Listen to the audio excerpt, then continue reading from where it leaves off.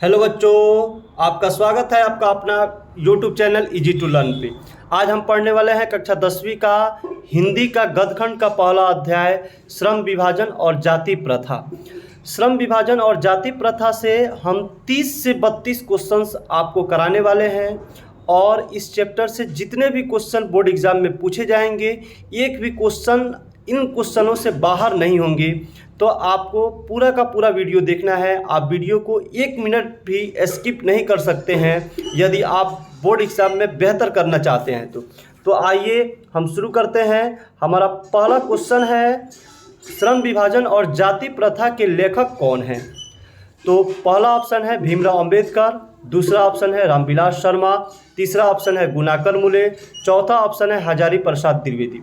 अगर आप इस क्वेश्चन का सही आंसर जानते हैं तो आप कमेंट बॉक्स में कमेंट करके बताएं कि इसका ऑप्शन ए सही होगा, बी सही होगा, सी सही होगा या डी सही होगा।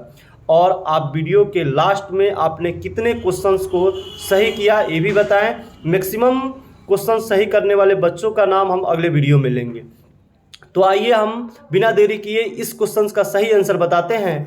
हमारा इस क्वेश्चन का सही आंसर होगा भीमराव अंबेडकर, यानी कि श्रम विभाजन और जाति प्रथा के लेखक कौन है? भीमराव अंबेडकर। हमारा दूसरा क्वेश्चन है, बाबा साहब भीमराव अंबेडकर का जन्म कब हुआ था? तो बाबा साहब भीमराव का अंबेडकर का जन्म हुआ था 14 अप्रैल 1891 ईस्वी में। महू मध्य प्रदेश का एक छोटा सा स्थान है, वहीं पे इनका जन्म हुआ था। तो हमारा सही आंसर हो जाएगा ऑप्शन ए 14 अप्रैल 1891 ईस्वी। तीसरा क्वेश्चन है, श्रम विभाजन और जाति प्रथा गद्य की कौन सी विधा है? तो श्रम विभाजन और जाति प्रथा ये जो है एक प्रकार का निबंध है। क्या है? एक प्रकार का ये निबंध है। चौथा क्वेश्चन है, भीमराव अंबेडकर का विख्यात भाषण एनिहिलेशन ऑफ कास्ट का हिंदी रूपांतरण किसने किया था? तो एनिहिलेशन ऑफ कास्ट का हिंदी रूपांतरण ललई सिंह यादव ने किया था। पांचवा क्वेश्चन है, भारतीय संविधान के निर्माता किन्हें कहा जाता है? तो भारतीय संविधान के निर्माता के रूप में हम डॉक्टर भीमराव अंबेडकर को जानते हैं। हमारा छठा क्वेश्चन है, श्रम विभाजन और जाति प्रथा पाठ बाबा साहब के किस भाषण का संपादित अंश है? तो श्रम विभाजन और जाति प्रथा जो है ये एनिहिलेशन ऑफ कास्ट का एक संपादित अंश है।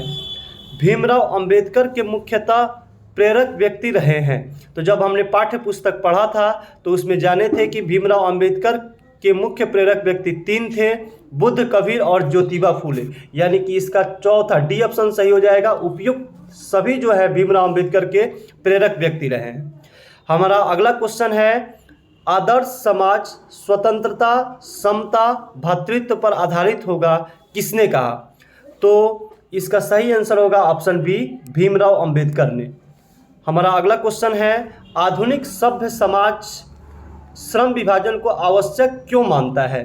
तो आधुनिक सभ्य समाज कार्य कुशलता के लिए श्रम विभाजन को आवश्यक मानता है। तो हमारा ऑप्शन ए सही है और कार्य कुशलता के लिए ये श्रम विभाजन को आवश्यक मानता है। अगला क्वेश्चन है, भारत में बेरोजगारी का मुख्य कारण क्या है?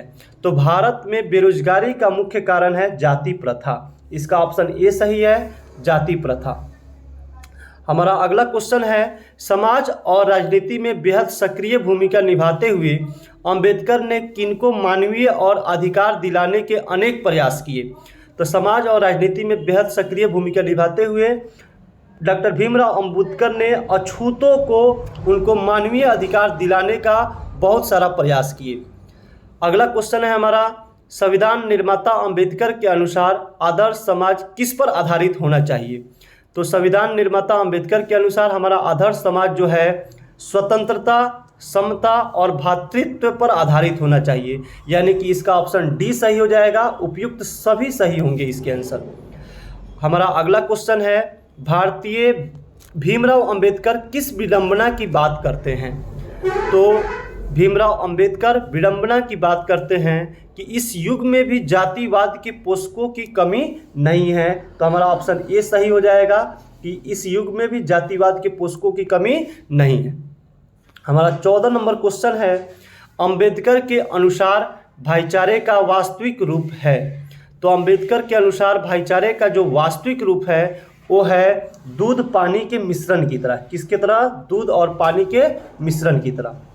आइए अगला क्वेश्चन देखते हैं। अगला क्वेश्चन है, लेखक भारत में बेरोजगारी का एक प्रमुख व प्रत्यक्ष कारण किसे मानते हैं?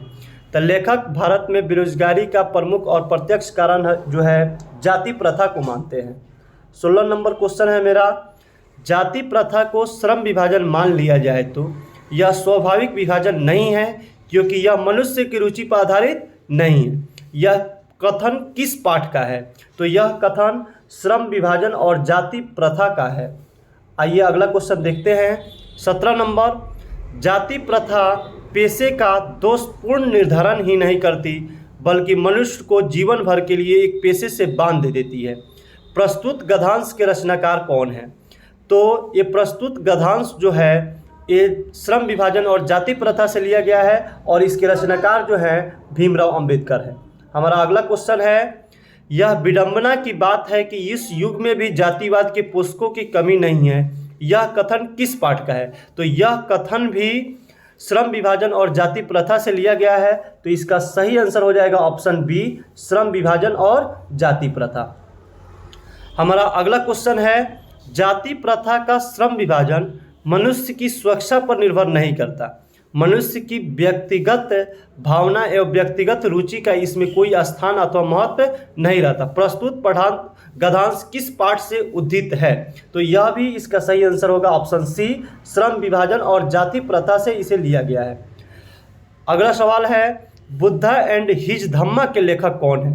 भीमराव अंबेडकर के एक बहुत ही महत्वपूर्ण पुस्तक बुद्धा एंड हिज धम्मा जो है वो इसका लेखक पूछा जा रहा है। तो इसका लेखक कौन हो जाएंगे? भीमराव अंबेडकर। ऑप्शन सी सही होगा। हमारा अगला क्वेश्चन है, हु आर सुद्राज? हमारा अगला क्वेश्चन है, हु आर सुद्राज? तो हु आर सुद्राज किसकी रचना है? तो हु आर सुद्राज भीमराव अंबेडकर की एक महत्वपूर्ण रचना है। तो इसका ऑप्शन सी सही हो जाएगा, भीमराव अंबेडकर। 22 नंबर क्वेश्चन है, भाईचारे का दूसरा नाम क्या है? तो भाईचारे का दूसरा नाम है लोकतंत्र। भाईचारे का दूसरा नाम क्या है? लोकतंत्र। 23 नंबर क्वेश्चन है, अंबेडकर ने किनको मानवीय अधिकार व सम्मान दिलाने के लिए अधिक संघर्ष किया? तो अंबेडकर ने अछूतों को मानवीय अधिकार और सम्मान दिलाने के लिए अधिक प्रयास किया, अधिक संघर्ष किया। हमारा अगला क्वेश्चन है, किनके प्रोत्साहन पे अंबेडकर उच्च शिक्षा के लिए न्यूयॉर्क गए?